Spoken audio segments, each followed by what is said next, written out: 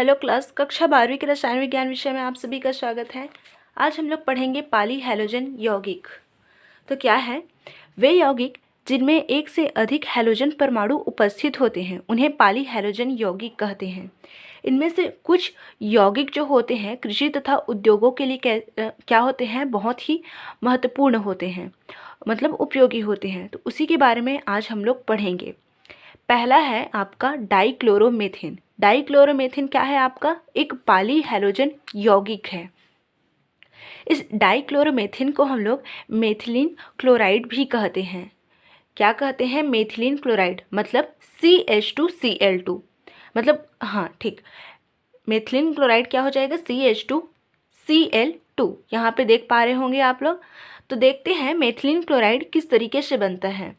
तो जब मेथेन और क्लोरीन की क्रिया आपस में कराई जाती है, यहाँ पे देखिए ये क्या है? CH4 आपका मेथेन है और Cl2 क्या है? क्लोरीन है। इन दोनों की क्रिया हम लोग करवाएंगे तो क्या हो जाएगा? CH4 में से 2 हाइड्रोजन निकल जाएगा और उस 2 हाइड्रोजन की जगह में Cl2 जा कर के जुड़ जाएगा। जैसे कि यहाँ पे क्या है? आपका CH4 है, इसकी क्रिया किससे करवानी है? Cl2 से, है ना। जब Cl2 से इसकी क्रिया करवाएंगे तो क्या हो जाएगा? यहाँ पे CH4 है, तो इस CH4 के मतलब ये है, ये है ना। तो इसमें से 2 हाइड्रोजन से जा करके क्या हो जाएगा? मतलब 2 हाइड्रोजन की जगह पर आपका Cl जा करके जुड़ जाएगा। क्या जा करके जुड़ेगा? Cl। तो अब क्या हो जाएगा? हाइड्रोजन यहाँ से हट गया है और क्या जा करके जुड़ा है? Cl। तो हो जाएगा CH2Cl2। ठीक, CH2Cl2 हो जाएगा। अब यहाँ पे क्या बच गया आपका? यहाँ से 2 हाइड्रोजन निकला है वो बचा है, मतलब यहाँ से H2 निकला है वो बचा है, और यहाँ से 2 क्लोरीन बचा है ना। 2 हाइड्रोजन और 2 क्लोरीन, तो ये क्या हो जाएगा? 2 हाइड्रोजन और 2 क्लोरीन आपस में HCl बना लेंगे। सामने में 2 लिख दो, यहाँ पे 2 हाइड्रोजन है 2 क्लोरीन है। ठीक, तो जब मेथेन और क्लोरीन की क्रिया करवाएंगे तो हमें मेथिलीन क्लोराइड प्राप्त हो जाएगा। ठीक, अब क्या है? क्लोरोफॉर्म का जब अपचयन करवाते हैं HCl या फिर जिंक कॉपर की उपस्थिति में, तो भी हमें मेथिलीन क्लोराइड प्राप्त हो जाता है। या अब आगे देखते हैं जो मेथिलीन क्लोराइड है उसके क्या दुष्प्रभाव है। तो मेथिलीन क्लोराइड मनुष्य के केंद्रीय तंत्रिका तंत्र, मतलब जो नर्वस सिस्टम होता है उसको क्या करता है? हानि पहुंचाता है। तंत्रिका तंत्र को मतलब सेंट्रल नर्वस सिस्टम को हानि पहुंचाता है। वायु में मेथिलीन क्लोराइड की थोड़ी सी मात्रा भी होने पर श्रवण एवं दृष्टि क्षमता क्या हो जाती है? कम हो जाती है, तथा अधिक मात्रा के प्रभाव से चक्कर आना, उल्टी होना, हाथ तथा पैरों की उंगलियों में सुन्नता आदि प्रभाव उत्पन्न होते हैं। मतलब देखो ये कितना खतरनाक है। इसके कारण त्वचा में जलन होती है, आँखों से इसके सीधा संपर्क द्वारा कार्निया क्या होती है? जल सकती है। कितना ये दुष्प्रभाव है मेथिलीन। तो इस दुष्प्रभाव के साथ साथ इसके कुछ उपयोग भी हैं। इसका उपयोग हम लोग विलायक के रूप में तथा पेंट को हटाने के लिए करते हैं, धातु की सफाई में करते हैं, औषधि के निर्माण में करते हैं, एरोसॉल में प्रोडोदक के रूप में करते हैं। एरोसॉल आप जानते ही होंगे। ठीक, तो ये क्या है? आपका उपयोग है, और ये क्या है? आपका दुष्प्रभाव। दुष्प्रभाव में हमने देखा ये श्रवण और दृष्टि क्षमता को क्या कर देती है? कम कर देती है। अगर वायु में मेथिलीन क्लोराइड की मात्रा अधिक है तो क्या होगा? जलन होगा, आँखों में जलन होगा, और हाथ पैर क्या हो जाएंगे? शून्य हो जाएंगे, उल्टी आएगा, चक्कर आएगा। उसके बाद और आगे है आपका क्लोरोफॉर्म। ये भी आपका पॉली हैलोजन है। ठीक, तो क्लोरोफॉर्म किस तरीके से बनता है? क्लोरल हाइड्रेट तथा NaOH विलयन के आसवन से। क्लोरल हाइड्रेट तथा NaOH विलयन का आसवन करने पर क्लोरोफॉर्म प्राप्त होता है। ठीक, तो ये है क्लोरोफॉर्म प्राप्त करने की विधि। अब देखते हैं इसके गुण। तो जो क्लोरोफॉर्म है उसके मुख्य गुण कौन कौन से हैं? क्लोरोफॉर्म रंगीन है, रुचिकर गंध युक्त है, वाष्पशील होता है, अज्वलनशील द्रव होता है, यह जल से भारी और जल में अविलेय होता है। ठीक, क्लोरोफॉर्म जो होता है उसका ऑक्सीकरण देखते हैं। तो क्लोरोफॉर्म प्रकाश की उपस्थिति में वायु में उपस्थित ऑक्सीजन द्वारा ऑक्सीकृत होकर विषैली गैस मतलब फास्जिन बनाती है। क्लोरोफॉर्म को अगर हम लोग वायु में खुला छोड़ दें तो वायु की उपस्थिति में वो क्या बना लेती है, फास्जिन बना लेती है। अतः क्लोरोफॉर्म को पूर्ण भरी हुई रंगीन बोतल अंधेरे में रखा जाता है, ठीक, ताकि इसमें वायु ना रहे तथा इसका ऑक्सीकरण ना हो। क्लोरोफॉर्म का ऑक्सीकरण ना हो इसके लिए इसे बोतल में बंद किया जाता है और अंधेरे कमरे में रखा जाता है, क्योंकि सूर्य की प्रकाश की उपस्थिति में तथा वायु की उपस्थिति में ये क्या कर लेता है, फास्जिन जैसे विषैली गैस का निर्माण कर लेता है। इस तरीके से वो क्या करता है, फास्जिन का निर्माण करता है। आगे है जल अपघटन, मतलब क्लोरोफॉर्म जो है जल अपघटन क्रिया भी दर्शाता है। जलीय एल्कोहली कास्टिक क्षार द्वारा क्लोरोफॉर्म की जल अपघटन से सोडियम फॉर्मेट प्राप्त होती है। मतलब क्लोरोफॉर्म की क्रिया जब सोडियम हाइड्रोक्साइड के साथ, मतलब एल्कोहलिक मतलब यहाँ पे जो सोडियम हाइड्रोक्साइड दिख रहा है वो कैसा है, एल्कोहलिक है, मतलब इसकी क्रिया पहले से एल्कोहल से करवा चुके हैं। तो जब क्लोरोफॉर्म की क्रिया जलीय एल्कोहलिक कास्टिक क्षार से करवाते हैं तो यहाँ पे सोडियम फॉर्मेट प्राप्त होता है। उसके बाद है एसीटोन प्रयोग। क्लोरोफॉर्म की एसीटोन के साथ क्रिया द्वारा क्लोरीटोन बनता है। जब क्लोरोफॉर्म की क्रिया एसीटोन से करवाएं तो हमें क्लोरीटोन प्राप्त होता है। क्लोरीटोन एक निद्राकारी औषधि होती है। उसके बाद है सांद्र HNO3 से क्रिया। जब क्लोरोफॉर्म की क्रिया नाइट्रिक अम्ल से करवाते हैं, नाइट्रिक अम्ल मतलब HNO3 से करवाते हैं, तब क्लोरोपिक्रीन या फिर नाइट्रोक्लोरोफॉर्म प्राप्त होता है। जब क्लोरोफॉर्म मतलब CHCl3 की क्रिया HNO3 से करवाते हैं तो क्लोरोपिक्रीन प्राप्त होता है। क्लोरोपिक्रीन एक विषैली औषधि मतलब विषैली द्रव होती है। तो यहाँ पे ये HNO3 है जिसको हम लोग HONO2 के फॉर्म में लिखे हैं, ताकि ये पता चल जाए कि यहाँ से आपका सीधा क्या निकल जाएगा, H2O निकल जाएगा। तो यहाँ से आपका H2O निकल जाएगा और NO2 जो है डायरेक्टली Cl3C से जाकर के जुड़ जाएगा, कुछ इस तरीके से, ठीक। उसके बाद है क्लोरोफॉर्म के उपयोग। तो क्लोरोफॉर्म को वसा, एल्कोलाइड, आयोडीन आदि में विलायक के रूप में प्रयुक्त किया जाता है, क्योंकि क्लोरोफॉर्म जो होता है मतलब जो वसा होता है, एल्कोहल होता है, आयोडीन, ये जल में क्या होते हैं, अविलेय होते हैं। तो इसी कारण इन सभी के विलायक के रूप में हम क्लोरोफॉर्म का उपयोग करते हैं। आजकल क्लोरोफॉर्म का उपयोग प्रशीतक में मतलब रेफ्रिजरेटर के रूप में किया जाता है। पहले यह शल्य चिकित्सा में निश्चेतक के रूप में प्रयुक्त किया जाता था, मतलब इसका उपयोग पहले बेहोशी करने के लिए किया जाता था, लेकिन आजकल निश्चेतक के रूप में हम लोग ईथर का उपयोग करते हैं। क्लोरोफॉर्म के दुष्प्रभाव भी है। क्लोरोफॉर्म की 900 ppm सांद्रता वायु में, अगर क्लोरोफॉर्म की 900 ppm सांद्रता वायु में उपस्थित है तो सांस लेने पर क्या होती है, चक्कर, सिर दर्द और थकान आती है। इसके लंबे संपर्क से अगर क्लोरोफॉर्म के संपर्क में रहते हैं लंबे समय तक तो यह यकृत और वृक्क का क्या करती है, क्षय करती है। क्लोरोफॉर्म जो होती है सेंट्रल नर्वस सिस्टम मतलब केंद्रीय तंत्रिका तंत्र को क्या करती है, हानि पहुंचाती है। यह त्वचा को भी नुकसान पहुंचाती है। उसके बाद आगे है आयोडोफॉर्म। आयोडोफॉर्म भी एक पॉलीहैलोजन यौगिक ही है। तो देखते हैं आयोडोफॉर्म क्या होता है और किस तरीके से बनता है। एथेनॉल या एसीटोन की क्रिया आयोडीन या क्षार से करवाने पर पीला आयोडोफॉर्म प्राप्त होता है। एथेनॉल या एसीटोन की क्रिया दोनों में से कोई भी किसी की भी क्रिया अगर आयोडीन और क्षार के साथ हम लोग करवाएं तो हमें क्या प्राप्त होगा, आयोडोफॉर्म प्राप्त होगा। देखिए यहाँ पे है आपका एथेनॉल, इसकी क्रिया किससे करवाए हैं, क्षार और आयोडीन से। तो यहाँ पे क्या बना है, आयोडोफॉर्म CHI3, ये आपका क्या है, आयोडोफॉर्म। तो देखते हैं आयोडोफॉर्म का गुण क्या होता है। यह एक विशिष्ट गंध युक्त पीला क्रिस्टलीय ठोस है। क्या है, इसमें एक विशिष्ट गंध होती है ना। यह जल में कैसा होता है, अविलेय होता है, लेकिन कार्बनिक विलायक में क्या होता है, विलेय होता है। CHI3 अन्य हैलोफॉर्म CHCl3 CHBr3 से कम स्थायी होता है। इसका कारण आयोडीन का बड़ा आकार, मतलब ये जो आपका आयोडोफॉर्म होता है ये हेलोफॉर्म से क्या होता है, या फिर दूसरे, हाँ हेलोफॉर्म में आ जाएगा क्लोरोफॉर्म, ब्रोमोफॉर्म। ठीक, तो जो दूसरे आपके हेलोफॉर्म होते हैं उनसे क्या होता है, कम स्थायी होता है।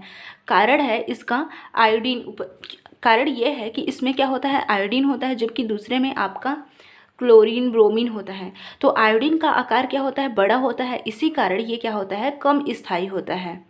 ठीक, उसके बाद है आयोडीन का उपयोग, मतलब आयोडोफॉर्म का उपयोग। तो आयोडोफॉर्म का उपयोग जो होता है एंटीसेप्टिक के रूप में किया जाता है। ठीक, इसका यह गुण वास्तव में इसके विघटन से मुक्त आयोडीन के कारण ही होता है। आयोडोफॉर्म जो होता है उसका मेन उपयोग है एंटीसेप्टिक, मतलब प्रतिरोधी के रूप में उपयोग किया जाना। एंटीसेप्टिक क्रीम होता है, एंटीसेप्टिक दवाई होती है ना। तो इसका इसी में आयोडोफॉर्म का उपयोग किया जाता है। अब आगे देखते हैं कार्बन टेट्राक्लोराइड या फिर टेट्राक्लोरोमेथेन। तो कैसे बनता है कार्बन टेट्राक्लोराइड, कैसे बनता है, जब मेथेन, एथेन, प्रोपेन की क्रिया क्लोरीन से करवाते हैं। ठीक, जब प्रोपेन की क्रिया क्लोरीन से करवाते हैं तो कार्बन टेट्राक्लोराइड हमें प्राप्त होता है। यहाँ पे देखिए, अब यहाँ पे हुआ क्या है, यहाँ पे देखिए CH3 CH2 CH3 है, और यहाँ पे क्लोरीन कितना है, 16। अगर नॉर्मली क्लोरीन की बात करें तो 16 है, 8 दूनी 16 है ना। तो यहाँ पे क्या हुआ है, जितने हाइड्रोजन हैं उतने हाइड्रोजन की जगह में क्लोरीन जा कर के जुड़ा है। जैसे कि यहाँ पे 3 हाइड्रोजन है, तो 3 हाइड्रोजन यहाँ से निकला है और उसकी जगह में 3 क्लोरीन जा कर के जुड़ा है। यहाँ पे 2 हाइड्रोजन है, तो यहाँ से 2 हाइड्रोजन निकला है और 2 क्लोरीन जा कर के जुड़ा है। यहाँ भी 3 हाइड्रोजन, तो इसकी जगह में 3 क्लोरीन। यहाँ पे देखिए ठीक वैसे हुआ है। और जो क्लोरीन बच गया है, और यहाँ जो क्लोरीन बच गया है वो हाइड्रोजन के साथ क्रिया करके क्या बना लिया है, HCl बना लिया है। ठीक, तो ये है आपका कार्बन टेट्राक्लोराइड।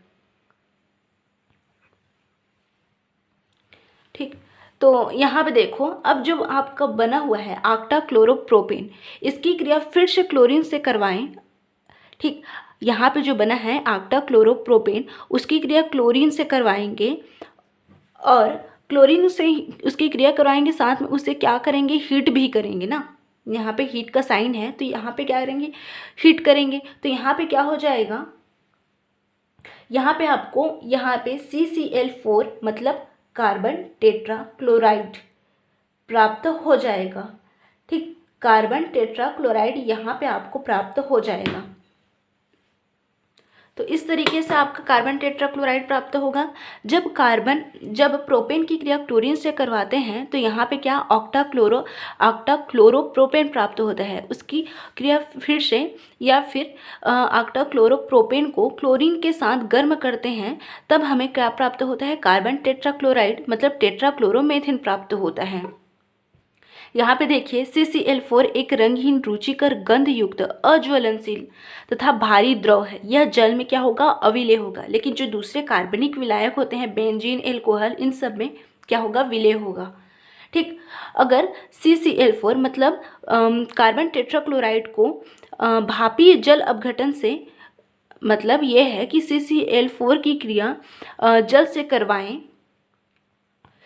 CCl4 की क्रिया जल से करवाएं। अब उसको कितना, 500 अंश सेंटीग्रेड ताप पर क्या करें, हीट भी करें, तब यहाँ पे हमें फास्जीन प्राप्त हो सकता है। ठीक, अब आगे है यहाँ पे राइमर टीमेन कार्बोक्सिलीकरण, मतलब CCl4 की क्रिया फिनाल तथा क्षार के साथ करवाने पर सैलिसिलिक अम्ल प्राप्त होता है। यह इंपॉर्टेंट है, इसको याद रखिएगा। जब कार्बन टेट्राक्लोराइड की क्रिया फिनाल और क्षार के साथ करवाते हैं तो क्या प्राप्त होता है, सैलिसिलिक अम्ल। यहाँ पे देखिए, यह है कार्बन टेट्राक्लोराइड, उसकी क्रिया ये फिनाल से और किससे करवा रहे हैं, क्षार के साथ। पोटेशियम हाइड्रोक्साइड एक क्षार ही तो है ना, तो करवा रहे हैं। तो यहाँ पे आपको क्या प्राप्त हो रहा है, सैलिसिलिक अम्ल प्राप्त हो रहा है। यह है सैलिसिलिक अम्ल, जिसको ऑर्थोहाइड्रॉक्सी बेंजोइक अम्ल भी कहते हैं। अब देखते हैं यहाँ पे कार्बन टेट्राक्लोराइड का उपयोग क्या है। कार्बन टेट्राक्लोराइड का उपयोग प्रशीतक मतलब रेफ्रिजरेटर आपके घर में होगा इसे हाँ, तो कार्बन टेट्राक्लोराइड का उपयोग प्रशीतक तथा एरोसॉल के प्रोडोदक के रूप में प्रयुक्त किया जाता है। यह एक अच्छा विलायक भी है। अतः यह ग्रीस को साफ करने, ग्रीस आपको पता ही होगा, ग्रीस को साफ करने और दाग धब्बे हटाने में भी प्रयुक्त होता है। यह औषधि तथा फ्रेयान के निर्माण में भी काम में आता है। CCl4 एक अग्निशामक भी होता है। ठीक, CCl4 के दुष्प्रभाव क्या है? कार्बन टेट्राक्लोराइड के संपर्क से तंत्रिका तंत्र पर विपरीत प्रभाव पड़ता है। यहाँ पे जितने भी पॉलीहाइड्रोजन मतलब यौगिक के बारे में हम लोग देखे हैं, तो वो डायरेक्टली तंत्रिका तंत्र को ही प्रभावित कर रहे हैं, है ना। तो उसमें से CCl4 भी आपके तंत्रिका तंत्र को ही प्रभावित करता है, जिसके कारण क्या होता है, चक्कर आना, उल्टी आना, ये सब क्या होता है, प्रभाव होता है। इसकी अधिक मात्रा के कारण मनुष्य क्या होता है, बेहोश हो जाता है और उसकी मृत्यु भी हो सकती है। इसकी वाष्प के संपर्क के कारण आंखों में क्या होती है, जलन उत्पन्न होती है। कार्बन टेट्राक्लोराइड जो होता है यकृत का कैंसर भी उत्पन्न करता है। कार्बन टेट्राक्लोराइड वायु में जाने पर ऊपरी वायुमंडल में पहुंचकर ओजोन परत को भी क्या करता है, विरल बना देता है। मतलब ओजोन परत का भी ये क्षरण करता है। ओजोन परत के विरलीकरण से मनुष्य का पराबैंगनी किरणों से उद्भासन बढ़ जाता है। मतलब जो कार्बन टेट्राक्लोराइड की मात्रा अगर वायुमंडल में बढ़ रही है तो कार्बन टेट्राक्लोराइड ओजोन परत का क्षरण करेंगे, जिससे सूर्य से आने वाली पराबैंगनी किरणें डायरेक्ट हमारी त्वचा पर क्या होगी, पड़ेगी, जिससे त्वचा का कैंसर भी बढ़ेगा।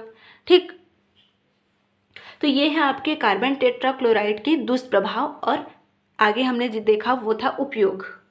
उसके बाद है CFC क्लोरोफ्लोरोकार्बन। फ्रेयान एल्केन के क्लोरोफ्लुओरो व्युत्पन्न होते हैं। फ्रेयान एल्केन के जो CFC होता है वो फ्रेयान एल्केन के क्लोरोफ्लोरो व्युत्पन्न होते हैं। देखो यहाँ पे CFC बनता कैसे है, जब CCl4 मतलब कार्बन टेट्राक्लोराइड की क्रिया या फिर C2Cl6 की क्रिया मतलब हेक्साक्लोरोएथेन की क्रिया, HF यहाँ पे क्या है, आपका एक अम्ल है। ठीक, तो जब CCl4 की क्रिया या फिर C2Cl6 की क्रिया HF से करवाते हैं, किसकी उपस्थिति में, SbCl5 की उपस्थिति में, तो हमें फ्रेयान प्राप्त होता है। ठीक, देखते हैं यहाँ पे फ्रेयान के गुण। तो फ्रेयान जो होता है अत्यधिक स्थायी, निष्क्रिय, नॉन टॉक्सिक है। नॉन केरोसिव गैस होते हैं क्या, फ्रेयान। ये आसानी से द्रवित हो जाते हैं। ये रंगहीन तथा गंधहीन होते हैं। इनका क्वथनांक भी क्या होता है, बहुत ही कम होता है। यहाँ पे इसके उपयोग दिया है, तो फ्रेयान एरोसॉल प्रोडोदक, प्रशीतक तथा वायु के शीतलन में प्रयुक्त किए जाते हैं, मतलब ठंडा करने में। फ्रेयान वायुमंडल से होते हुए क्षोभ मंडल में विस्तृत होता है, जहाँ पर ये मूलक श्रृंखला अभिक्रिया प्रारंभ करके प्राकृतिक ओजोन संतुलन को परिवर्तित कर देता है। फ्रेयान अक्रिय विलायक के रूप में उपयोग में लिए जाते हैं। फ्रेयान CF2Cl2 उद्योगों में सबसे अधिक मात्रा में प्रयुक्त किया जाता है। फ्रेयान का उपयोग क्या क्या है, एक तो इसका उपयोग प्रशीतक के रूप में किया जाता है, विलायक के रूप में किया जाता है, और ये क्या करता है, जो क्षोभ मंडल होता है, मतलब ये वायुमंडल में मिलता है फ्रेयान, उसके बाद ये क्षोभ मंडल में जाकर के विस्तृत हो जाता है। ठीक, ये कहाँ पे जाकर के विस्तृत हो जाता है, क्षोभ मंडल में। ठीक, तो यहाँ पे अब क्या होता है, क्षोभ मंडल में जाकर के मिलेगा, जिससे वहाँ पे ओजोन का जो बैलेंस्ड हुआ रहता है वो अनबैलेंस्ड हो जाता है। ओजोन का जो संतुलन बना रहता है वो क्या हो जाता है, अब चेंज हो जाता है।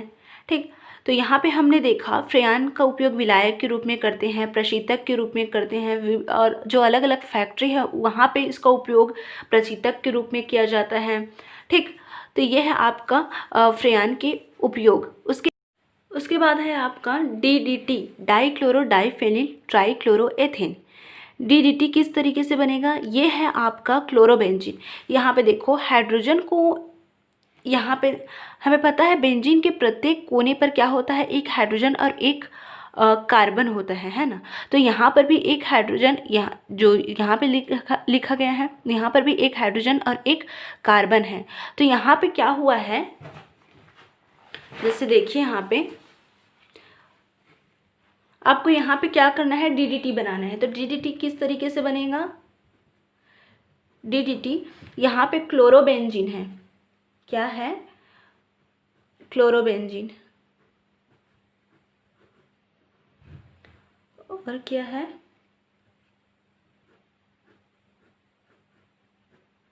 क्लोरोबेंजीन। ठीक, ये हो गया क्लोरोबेंजीन। जब इस क्लोरोबेंजीन की क्रिया, यहाँ पे हाइड्रोजन को इसलिए बाहर करके लिखा गया है ताकि ये पता चल जाए कि इस हाइड्रोजन को निकाल करके यहाँ पे कोई दूसरा एलिमेंट या फिर दूसरा यौगिक आकर के जुड़ा है। ठीक, ये आसानी से पता चल जाए इसलिए यहाँ पे लिखा है, इसको लिखने की जरूरत भी नहीं है। तो ये है आपका क्लोरोबेंजीन। जब क्लोरोबेंजीन की क्रिया क्लोरल के साथ करवाएंगे, क्लोरल क्या है आपका, ये है CH और CCl3। ठीक, ये है आपका क्लोरीन। यहाँ पे डबल बॉन्ड है क्योंकि हमें पता है ऑक्सीजन क्या करता है, डबल बॉन्ड बनाता है। ठीक, तो यहाँ पे क्लोरोबेंजीन की क्रिया क्लोरल के साथ किसकी उपस्थिति में, सांद्र H2SO4 की उपस्थिति में करवाएंगे। यहाँ पे हीट का साइन है, हीट करवाएंगे ना, तो यहाँ पे क्या होगा, आपको DDT प्राप्त हो जाएगा। यहाँ पे बनाना पड़ेगा। तो Cl यहाँ पे क्या है, बेंजीन आकर के जुड़ा था, यहाँ पर भी क्या है, बेंजीन। अब यहाँ पे देखो, यहाँ पे हाइड्रोजन को इसलिए बाहर किए थे ताकि पता चल जाए कि यहाँ पे हाइड्रोजन को हटा करके ये सबको ला करके जोड़ेंगे।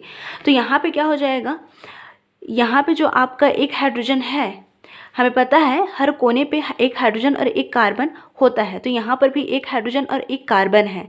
तो यहाँ का एक हाइड्रोजन को हम लोग निकाले हैं और उसकी जगह में क्या ला करके जोड़े हैं, यहाँ पर भी सेम वैसी है, यहाँ पर भी एक हाइड्रोजन और एक कार्बन है, तो यहाँ का एक हाइड्रोजन निकाले हैं और उसकी जगह में यहाँ पे हम लोग CHCCl3 को ला करके जोड़े हैं। CHCCl3 यहाँ पे है, CHCCl3 को ला करके जोड़े हैं। अब देखो यहाँ पे एक हाइड्रोजन था उसको निकाले हैं, यहाँ पे एक हाइड्रोजन था उसको निकाले हैं, उसकी जगह में CHCCl3 को ला करके जोड़े हैं। यहाँ पे मतलब 2 हाइड्रोजन निकला है, क्या निकला है, 2 हाइड्रोजन। यहाँ पे एक ऑक्सीजन भी बचा है आपका, तो ये दोनों आपस में क्रिया करके यहाँ पे H2O का निर्माण कर लेंगे। तो इस तरीके से आपका DDT बनेगा। जब क्लोरोबेंजीन की क्रिया क्लोरल के साथ करवाते हैं H2SO4 की उपस्थिति में, तो यहाँ पे आपका क्या बनता है, DDT प्राप्त होता है। ठीक, अब देखिए यहाँ पे DDT का उपयोग क्या है। तो DDT एक कीटनाशी है, पहले इसका उपयोग मच्छर मारने के लिए किया जाता था, अतः इसे मुख्यतः मलेरिया फैलाने वाले मच्छर तथा टाइफस वाहक जूहों को समाप्त करने में प्रयुक्त किया जाता था। लेकिन इसके अत्यधिक स्थायित्व वसा में विलेयता तथा इसका शीघ्र उपापचयन नहीं होने के कारण इसके उपयोग को आजकल प्रतिबंधित कर दिया गया है। क्या होता था, पहले मच्छर मारने के लिए DDT का उपयोग किया जाता था, लेकिन क्या है, इसका स्थायित्व मतलब जो है वसा में ना, मतलब ज़्यादा जल्दी से क्या होता है, नष्ट नहीं होता है। इसी कारण क्या किया गया है, इसको प्रतिबंधित कर दिया गया है। ठीक, बैन कर दिए गए हैं। उसके बाद है बेंजीन हेक्साक्लोराइड। तो बेंजीन हेक्साक्लोराइड C6H6Cl6। तो पराबैंगनी प्रकाश में बेंजीन तथा क्लोरीन की क्रिया से बेंजीन हेक्साक्लोराइड प्राप्त होता है। पराबैंगनी प्रकाश की उपस्थिति में बेंजीन और क्लोरीन की क्रिया से आपका क्या प्राप्त होगा, बेंजीन हेक्साक्लोराइड। यहाँ पे देखिए आपका बेंजीन है, ये आपका क्या है, बेंजीन है। इसको हम लोग आसान हो इसके लिए क्या करते हैं, ये ना लिख करके बीच में गोला लगा देते हैं। ये भी आपका बेंजीन है, ये भी आपका बेंजीन है। तो जब बेंजीन की क्रिया क्लोरीन से पराबैंगनी प्रकाश की उपस्थिति में करेंगे तो हमें क्या प्राप्त हो जाएगा, बेंजीन हेक्साक्लोराइड। ठीक, यहाँ पे क्या हुआ है, यहाँ पे प्रत्येक कोने में हाइड्रोजन और कार्बन होता है, तो यहाँ से एक एक हाइड्रोजन निकला है और उसके जगह में Cl जा करके जुड़ा है। ठीक, इसे हम लोग जो बेंजीन हेक्साक्लोराइड होता है उसको हम लोग शॉर्ट में BHC भी कहते हैं। तो BHC के व्यापारिक नाम गैमेक्सेन, गैमेन, लिंडेन तथा C666 हैं। इसके 9 समावी होते हैं, लेकिन इनमें से जो गामा समावी प्रभावी कीटनाशी है तथा पीड़कनाशी भी है। ठीक, तो ये है आपका BHC और इसके अलग अलग नाम हैं और इसका उपयोग है यह कीटनाशी के रूप में, पीड़कनाशी के लिए मतलब पेस्टिसाइड के रूप में इसका प्रयोग किया जाता है। उसके बाद है वेस्ट्रॉन तथा वेस्टोसॉल। एसिटिलीन टेट्राक्लोराइड मतलब वेस्ट्रॉन में चूने का पानी डालने से HCl के एक अणु का विलोपन होकर वेस्टोसॉल बनता है। वेस्ट्रॉन में ये है आपका वेस्ट्रॉन CHCl2 CHCl2। जब CHCl2 में क्या डालेंगे, चूने का पानी डालेंगे मतलब CaOH2 डालेंगे, तो यहाँ से एक हाइड्रोक्लोरिक अम्ल क्या हो जाएगा, गायब हो जाएगा और हमें क्या प्राप्त हो जाता है, वेस्ट्रॉल प्राप्त हो जाता है। यहाँ पे देखिए क्या हुआ है, यहाँ पे CHCl2 है, CHCl2 है। अब यहाँ से आपका क्या निकलेगा, एक हाइड्रोजन निकलेगा और यहाँ से एक क्लोरीन निकलेगा। ठीक, यहाँ से एक हाइड्रोजन निकलेगा तो क्या हो जाएगा, CCl2 हो जाएगा। यहाँ पे देखिए CCl2। ठीक, यहाँ से क्या निकलेगा, एक क्लोरीन निकलेगा तो क्या हो जाएगा, CHCl हो जाएगा, CHCl। ठीक, यहाँ से एक हाइड्रोजन, यहाँ से एक क्लोरीन, तो यहाँ से HCl का एक अणु निकल जाएगा तो यहाँ पे आपका क्या प्राप्त हो जाएगा, वेस्ट्रोसॉल। ठीक, ये है वेस्ट्रॉन। वेस्ट्रॉन की क्रिया, वेस्ट्रॉन को जब चूने के पानी में डालते हैं, वेस्ट्रॉन को जब चूने के पानी में डालते हैं तो यहाँ से वेस्ट्रॉन से HCl का एक अणु निकलता है और वेस्ट्रोसॉल आपका बनता है इस तरीके से। ठीक, जो वेस्ट्रॉन और वेस्ट्रोसॉल है एक विलायक के रूप में काम में आता है। ठीक, तो ये है आपका वेस्ट्रॉन और वेस्ट्रोसॉल, ये सभी एक पॉलीहाइड्रोजन यौगिक हैं। इसको याद कीजिएगा, सबसे ज़्यादा इम्पॉर्टेंट है इसका उपयोग। ठीक, तो इसको याद कीजिएगा और इसके स्ट्रक्चर को भी याद कीजिएगा। यहाँ से आपका क्वेश्चन आ सकता है कि DDT का स्ट्रक्चर क्या है, DDT किस तरीके से बनता है, इसका उपयोग भी पूछा जा सकता है। इसके अलावा आपका BHC भी आ सकता है। BHC का व्यापारिक उपयोग क्या है, इसके नाम भी आ सकते हैं, क्या क्या नाम हैं। ठीक।